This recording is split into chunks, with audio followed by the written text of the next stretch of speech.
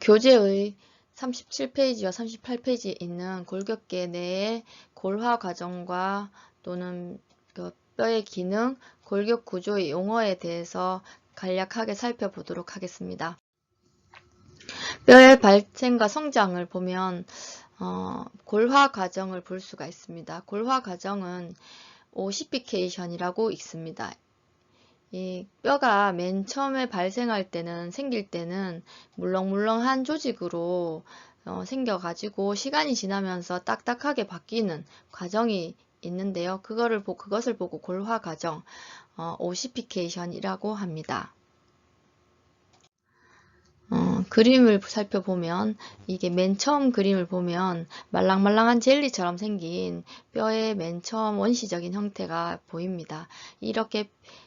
이러한 연골로 생겨서 점차 시간이 가면서 뼈의 길이는 더 길어지고 또 일정 시기가 되면 이렇게 이 안으로 혈관이 그 뼈에 이렇게 구멍이 숭숭 난 해면골 같은 것이 생겼고 그 안으로 혈관이 파고 들어가서 이 숭숭난 구멍 속에 혈관들이 막 스며들어가는 모습이 보이고 있고 점차 더 많은 혈관들과 또 더 딱딱해지는 모습, 또 길이가 더 길어지는 모습, 연골은 이 양끝 그 골단 뼈 끝으로 가서 자리 잡고 있는 모습을 볼 수가 있습니다. 이 골화 과정은 태생기에 나타납니다. 태생기에 나타나는데요. 맨 처음에 태아는 이렇게 머리가 크고 이렇게 꼬랑지가 있는 이런 형태로 태아가 있지만 시간이 지나면서 이제 사람의 형체를 갖추기 시작하는데요. 점차 몸통도 이렇게 조금 두꺼워지면서 이렇게 손가락과 발가락이 발생하는 시기가 나타납니다. 이때가 12주입니다.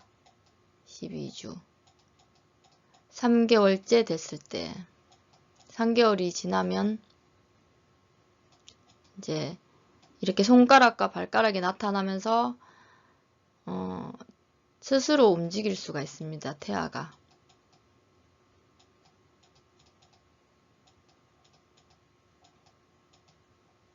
이때부터 태동이 있다는 것이죠. 이렇게 손가락, 발가락이 생길 때 이게 생길 때 이렇게 손가락에 서로 분리가 제대로 일어나지 않으면 장애를 발생시킬 수가 있는데 이 아래에 그림 두 개를 보면 알 수 있습니다. 이 왼쪽 그림은 엄지손가락이 하나 더 나서 6개의 손가락으로 장애를 가지고 있습니다.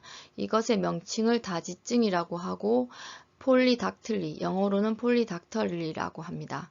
그리고 오른쪽 그림에 보면 손가락이 세 번째와 네 번째가 합쳐져서 태어났습니다. 그러한 장애를 가지고 나타났는데 이 장애는 합지증이라고 합니다. 그래서 신닥틀리라고 합니다. 이렇게 태생기 때 골화 과정에 잘못 이렇게 되면 뭐 그렇게 볼 수 있다고 할 수가 있겠습니다.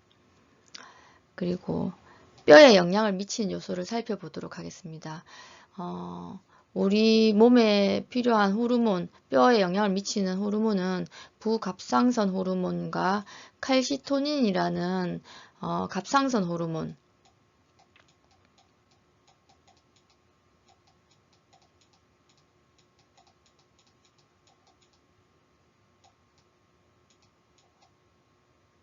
있고 비타민, 그리고 칼슘, 이런 것들이 있습니다.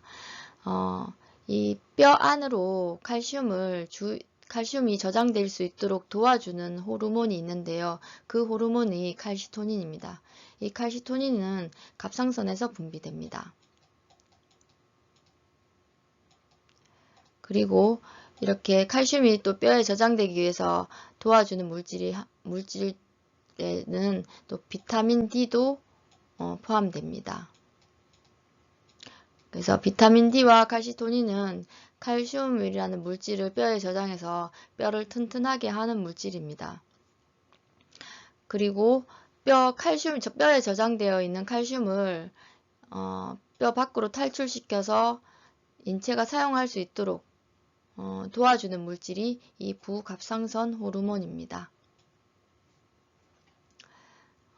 아래에 보시면 구루병이라는 질병이 있습니다.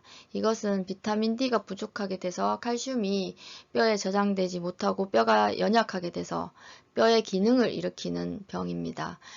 이쪽에 그림에 보시면 구루병, 아기의 다리가 이렇게 정상적이지 않고 이렇게 조금 굽어져 있는 기형을 발생시키고 있는 질병이 있는데 이것이 구루병입니다.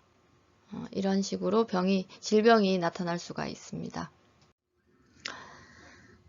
다음은 뼈의 기능을 살펴보도록 하겠습니다. 뼈의 기능에는 이렇게 지주 기능, 보호 기능, 조혈 기능, 운동 기능, 저장 기능으로 5가지 종류의 기능으로 살펴볼 수가 있습니다. 지주 기능은 신체를 지지하고 체격을 유지하는 기능을 합니다.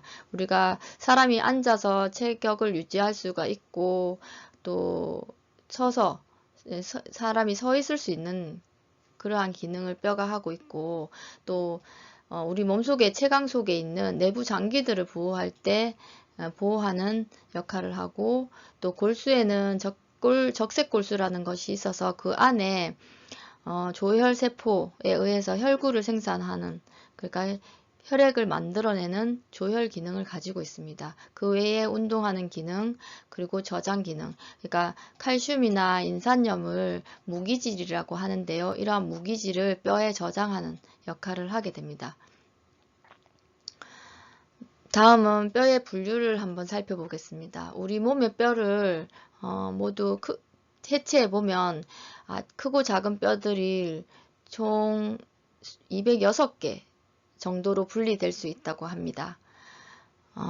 형태에 따라서 분류를 살펴보면 뼈가 아주 크고 긴 뼈는 롱본 또는 장골이라는 말을 씁니다. 우리 몸 안에는 주로 롱본으로 해당되는 뼈가 상완골이 있고 허벅지 안에 있는 대퇴골이 있습니다.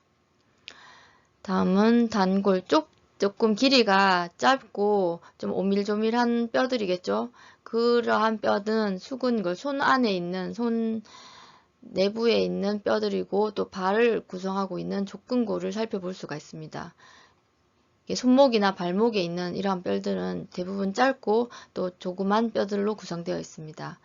그리고 편편골이 있습니다. 편편골은 근육이 붙을 수 있는 널쩍한 면을 가지고 있는 그러한 뼈를 편편골이라고 하고 우리 몸에는 견갑골과 늑골 그리고 두개골을 살펴볼 수가 있습니다.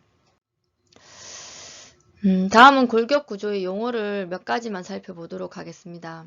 먼저 6번에 있는 과를 보겠습니다. 과는 콘딜이라고 있습니다. 콘딜.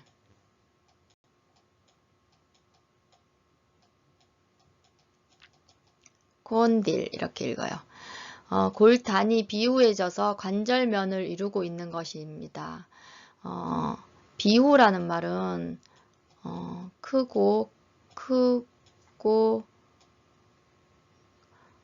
크기가 커지고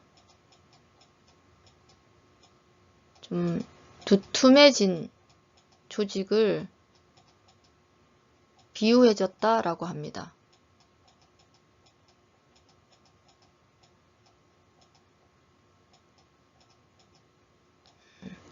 우리 몸에 여기 뼈에 있는 콘딜을 한번 살펴보겠습니다. 여기 보면 내측과라는 것이 있습니다. 메디알이라는 말은 안쪽, 내부를 표현하는 의학 용어이고 그러니까는 콘딜은 과를 표현하니까 두 개가 붙어서 내측과가 됩니다. 이렇게 이 뼈를 살펴보면 이게 이제 앞쪽으로 서 있다면 이것이 오른쪽 대퇴골이겠죠. 대퇴골에 그러니까 여기가 무릎 안쪽이 되는 것이죠. 그래서 몸의 안쪽을 향해서 나타나 있다고 해서 내측이라는 표현을 쓰고 이렇게 뼈의 끝에서 뼈가 이렇게 이쪽에는 골간은 좀 얇은데 비해서 끝으로 가면서 좀 두터워졌죠. 그래서 이런 것을 비유해줬다. 과, 뼈의 모습을 봐서 이렇게 과라는 표현을 씁니다. 콘딜이라고 쓰고, 그리고 이제 몸의 바깥쪽에 있는 것은 외측과, 그러니까는 바깥쪽에 있다고 해서 라테랄 콘딜이라는 말을 씁니다. 이렇게 과를 사용할 수가 있고, 그리고 5번을 볼게요. 5번에 상과가 있습니다. 이것은 에피콘딜이라고 있습니다. 과에 부수된 작게 비유된 곳이에요. 이렇게 콘딜보다는 조금 덜 두툼해진 조각이고 이 콘딜 위에 존재하고 있기 때문에 상과라는 말을 씁니다. 우리 몸에 외측 상과가 있고 내측 상과가 있겠죠. 이렇게 무릎 안쪽에는 내측, 그래서 메디알 에피콘딜, 이 부분을 메디알 에피콘딜이라고 하고, 그러니까 과의 위쪽에 붙어 있다고 해서 에피콘딜이라고 하고, 또 왼쪽 편에도 역시나 이런 과의 내측과 외측과 라테랄 콘딜 위에 있다고 해서 라테랄 에피콘딜이라는 말을 사용하고 있습니다. 이게 따로 분리되어져 있기는 해도 그 같이 합체되어 있는 것이죠. 이제 이거는 언제 사용하느냐면 골절 같은 것이 있을 때 자주 사용합니다. 여기 이 부분이 골절이 있을 수가 있고 이 부분이 골절이 있을 수가 있다는 것이죠. 그랬을 때 조금 구체적으로 그 부위를 표현하기 위해서 이렇게 에피콘딜 또는 콘딜이라는 말로 사용하게 됩니다. 그리고 11번의 전자를 보겠습니다. 매우 크고 뭉툭한 돌기를 볼게요. 이것은 트로칸터 또는 트로첸터 이렇게 읽습니다. 트로칸터 또는 트로첸터.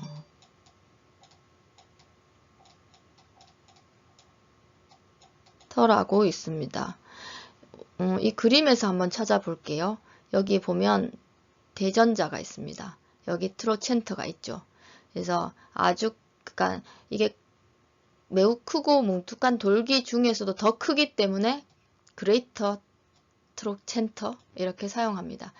여기 보면 피머 넥이 있고 대퇴골두, 이게 대퇴골두라고 합니다.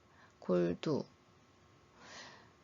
있고 이제 대퇴골두 피머 넥이 있고 여기 이렇게 더 큰 튀어나온 듯한 이런 곳을 트로첸터 전자라고 합니다. 그렇다면 전자에서 조금 작은 전자는 어떻게 말하느냐 하면 여기 보면 이게 이쪽은 엉덩이 쪽이겠죠. 그러니까 대퇴부의 상측이겠죠.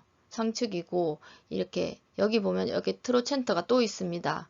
이래서 소전자라고 해서 이것은 이제 허벅지 안쪽에 있는 것인데 조금 비만하지 않은 사람은 촉지로도 만질 수가 있을 수 있습니다. 근데 비만한 사람은 잘 하기가 어렵고 그래서 소전자는 레사르 트로첸터 이렇게 읽습니다. 그레이트 트로첸터 그리고 레사르 트로첸터 이렇게 읽습니다. 대퇴골두는 그러니까 대퇴골에 이렇게 골두와 몸체를 연결하는 곳을 이렇게 조금 더 얇잖아요. 그래서 넥이라는 표현을 씁니다. 대퇴골경이라는 말을 씁니다. 그래서 이렇게 이 페이지에서는 사실 이렇게 다른 것들도 다 중요한 용어인데요. 우선 지금 필요한 지금 그림에서 나와져 있어서 이렇게 3가지 정도만 먼저 살펴보고 또 추가적으로 다음 시간에 또 학습해 보도록 하겠습니다. 위치에 따른 분류를 보겠습니다. 뼈가 놓여 있는 위치에 따라 주로 분류를 할 수가 있습니다. 이렇게 분류되고 있고 우리는 이렇게 분류된 뼈가 모두가 합하면 206개가 된다라는 학습할 수 있습니다. 먼저 이거를 다 이렇게 순서대로 외우면 외우기가 어려워요. 그래서 먼저 뭐를 외우느냐? 사지골을 먼저 외웁니다. 상지골이 64개, 하지골이 62개, 이렇게 해서 126개 이렇게 먼저 외우세요. 일단 뭐 손과 발에 있는 뼈는 이렇게 된다. 그렇다면 206개에서 빼기 126개를 하면 이제 80개의 뼈가 나옵니다. 그것이 나머지를 구성하고 있습니다. 각자 이것이 몇 개인지는 이 구체적인 뼈들이 나왔을 때 다시 설명하도록 하겠습니다. 이거를 지금 다 외우면 더 좋겠지만 외우는 것이 좀 쉽진 않았어요. 그래서 일단은 이번 시간에는 이 상지골과 하지골을 먼저 외우겠습니다. 64개와 62개. 그래서 합이 126개. 그래서 전체 뼈가 206개면 빼면 126개니까 80개의 뼈다 정도를 학습하도록 하겠습니다. 오늘은 이번 시간에는 이렇게 여기까지 학습하도록 하고, 다음 시간에는 뭐지? 37페이지? 37페이지부터 학습하도록 하겠습니다.